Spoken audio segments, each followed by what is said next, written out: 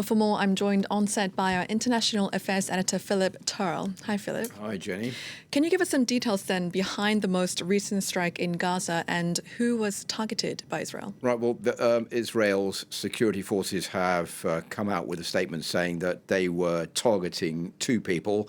One was Mohammed Deif, who is the Hamas military commander. He's the man who's thought to be behind the October the 7th attacks in Israel, the one who masterminded it. He's also believed to be the man who's responsible for all the labyrinth of tunnels under the Gaza Strip as well. He's been in Israel's target for a very long time, since the first Intifada back in the 1980s. There are very few details about him, very few pictures about who he is, what he actually looked like today.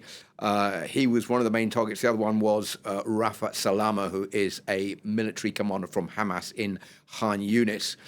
What we know is that the attack was pinpointing both of them. From what Israel's been saying, they were in a building surrounded by militants, and this was not an attack against civilians. Of course, we've had the news since then that many civilians, 71 have been killed and 289 injured. But that's the statement coming out from the Israeli authorities. We don't know if the two men were killed, but I think it's probably safe to say that as Mohammed Deif has been in Israel's sights for so long, if he had been killed in this raid and they had confirmation of that, we would have been told pretty quickly that that was the case.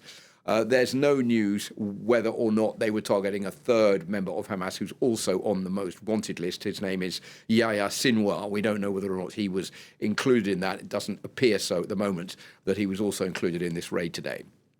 And what have the reactions been so far from not only Israel but from around the world? Well, they've been pretty swift in condemning what has happened. I'll give you a couple of them. First of all, from the Palestinians, they've dismissed what the Israelis are saying. They were saying this was just a cold-blooded attack against civilians in Gaza.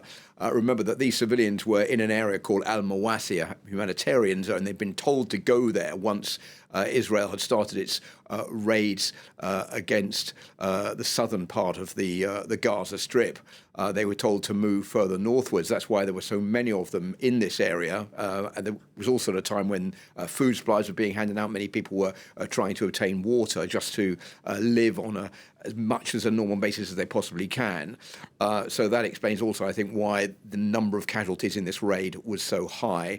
There's been a reaction also from Francesca Albanese, who's the UN human rights rapporteur for the Palestinian territory. She just says the area there is now become hell on earth, and has accused the Israeli Prime Minister Benjamin Netanyahu of really wanting to destroy Hamas, not changing at all in his perspective that that's what he wants to do, backed up by his far-right government in Israel. And there's little or no possibility that he wants to move towards a peace deal with Hamas to try to find a way out of the conflict in Gaza. Then there's also been a reaction from the United States. This is slightly before what happened today, but they are saying that basically there is some hope that this peace deal is being worked towards, and there has been some progress. Seeing what happened today, it's pretty hard to understand that that is the case.